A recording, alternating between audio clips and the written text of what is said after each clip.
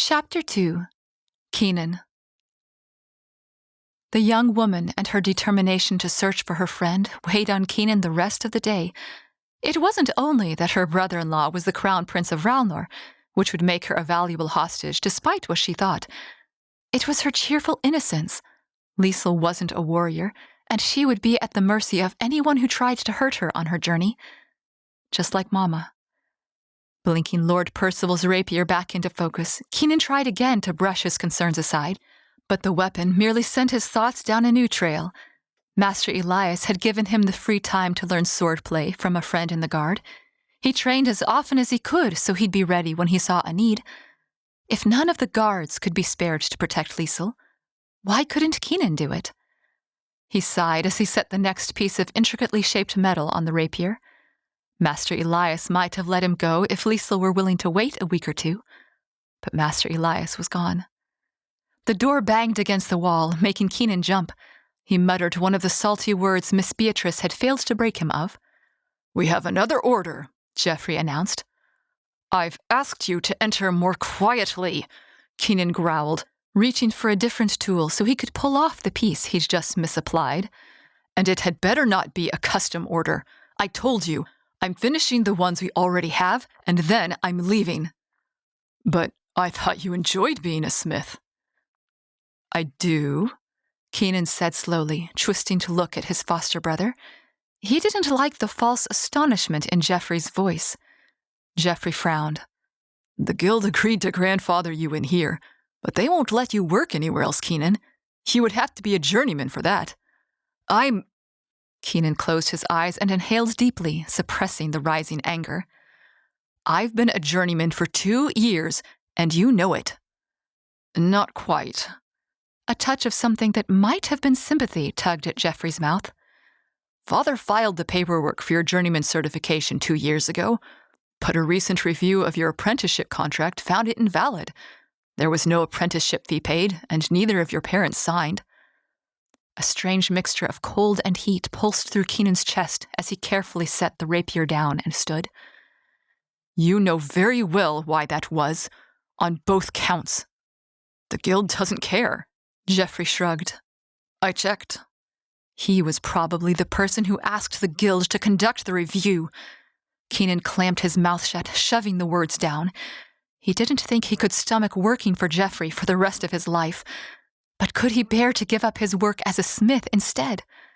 Spinning on his heel, he strode for the door. Geoffrey followed. "Where are you going? Lord Percival will be here first thing in the morning." "Finish it yourself," Keenan growled, storming out the door. "I'm going home." "Keenan?" Miss Beatrice's worried voice greeted him as soon as he slammed the front door.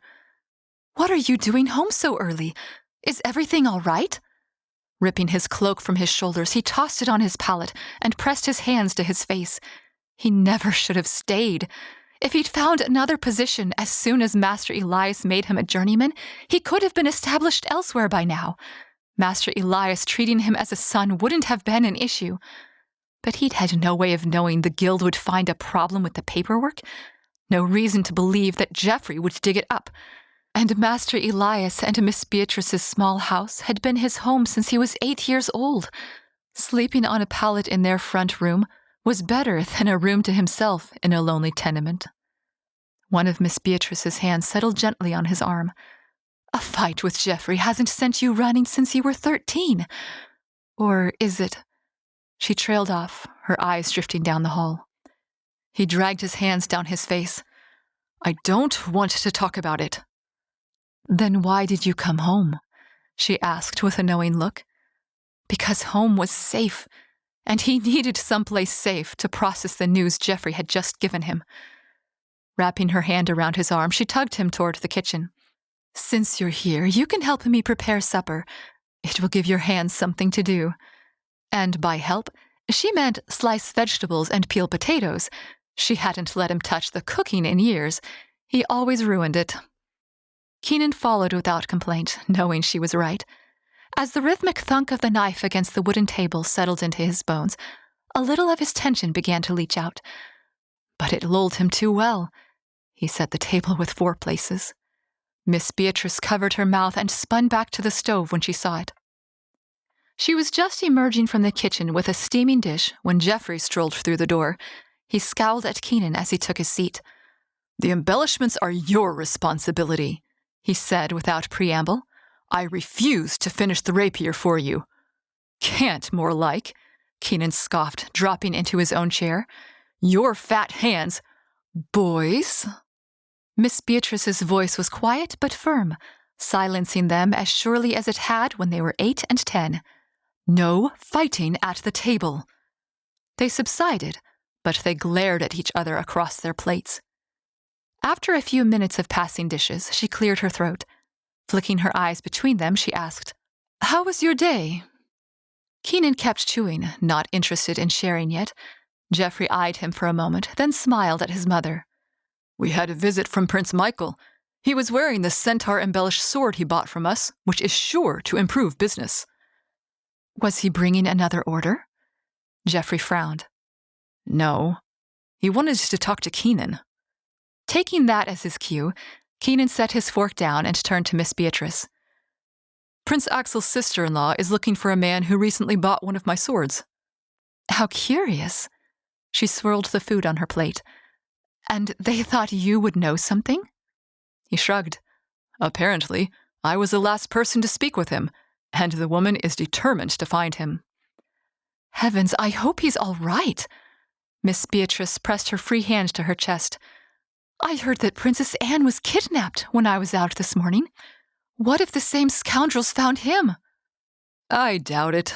Keenan shook his head as he grabbed his fork again. "He bought the sword because he was setting out on a journey. The only mystery is why he didn't tell anyone he was leaving." "Still," she protested, "you can't deny the roads don't seem as safe now. Why, he could have been picked up after he left Hartford." And Liesl would be traveling the same roads. Her flashing eyes, bright as sunshine one moment and sharp as his daggers the next, forced themselves into his mind. Could he stand the guilt if the next sensational news in their city was her disappearance? "She means to travel to Reuni alone," he blurted out. "Prince Axel's sister-in-law, that is. She thinks being the daughter of a miller will keep her safe." His companions both stared at him, Miss Beatrice with her mouth slightly open and wide eyes, Geoffrey with tight lips. Keenan tightened his grip around his fork, the edges digging into his palm. "Don't expect me to keep your position open," Geoffrey snapped, breaking the silence. "I can't both run the front and fill those custom orders while you're off gallivanting around the countryside with any dame who bats her eyes at you." "You can't fill them anyway," Keenan retorted. Miss Beatrice's eyebrows pulled together as she looked between them. "But I thought you intended to find work at another smithy, Keenan." "The guild decided my apprenticeship was invalid," he said shortly. "Courtesy of Geoffrey." She turned to her son for an explanation, but Geoffrey ducked his head. "You can appeal their decision," he mumbled. "I checked." To help him? Or so he would know if Keenan had a chance of escaping? "What?" Geoffrey protested, sending a defiant glare in his mother's direction. "After everything you and Father did for him, he was planning to leave before Father was cold in his grave. What was I supposed to do?" Keenan stared at him. "Try being nicer." His foster brother scowled, tossed a crumpled napkin on his plate, and stormed out the front door. Miss Beatrice sighed. "Don't be too hard on him, Keenan. He's always been jealous of how easily you took to Elias's trade. Like a fish to water you were. It was much harder for him." The knowledge didn't make Geoffrey's treatment of him any easier to handle. They'd been fighting about one thing or another for 13 years. Without Master Elias as a buffer, Keenan at least needed a break. "You aren't really leaving us, are you? To protect this young woman?" Her sorrowful voice pulled Keenan out of his irritated thoughts. It had only been a week since she'd lost her husband, and now Keenan was talking of going away as well. "I need some space," he finally said, dropping his eyes to his plate. "If I can't find it in another smithy, then I'll at least be of some use to her." "Keenan," Miss Beatrice set a gentle hand on his shoulder. "I didn't say anything when it was only another position in Hartford, But this is different. It is unwise to make life-changing decisions while under the influence of fresh grief. You should take more time to think this over." He gave her a wan smile. "She's leaving in the morning, and I'm coming back, so it's not a change, just a little detour." He patted her hand. "You can't get rid of me that easily, Miss Beatrice." "Why do you never call me Mother?" she asked suddenly. "You're like a son to Elias and me, but you always use our names." Keenan looked away, and she tightened her grip on his shoulder. "Helping every defenseless woman you see won't erase your guilt, Keenan. That won't fade until you forgive yourself." "I don't help them all," he protested weakly. "Only—" "Elias thought he'd have to bail you out of jail when you broke that man's nose last year," she interrupted. "The only thing that saved you was the young woman's testimony that the man had been hounding her. That was— And don't forget the knife incident," she continued, tipping her head forward and giving him the evil eye. "Elias had to relegate you to the front counter for 2 weeks because you would have torn your stitches if you'd handled a hammer." He held up a hand. "I admit, I should have grabbed a sword from the stall first, but if you'd seen the look in that man's eyes right before he pulled her into the alley—" "My point," she stressed, holding his gaze, "is that you have a habit of jumping to the aid of young women in danger, sometimes without thinking first." Her hand moved to cup his cheek, just like she'd done when he was a little boy. "I don't want you to lose your life because you can't forget that you're Mother."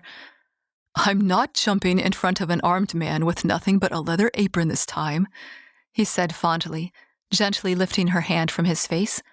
"My presence itself might keep Miss Liesel from harm.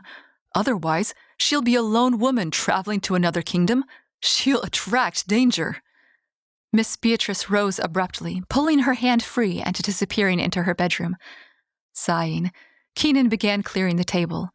He didn't want to upset her, but she would still have her real son if he left, and Liesel had no one. He heard Miss Beatrice's footsteps approaching as he set the pile of plates on the counter. She paused in the doorway, then continued toward him.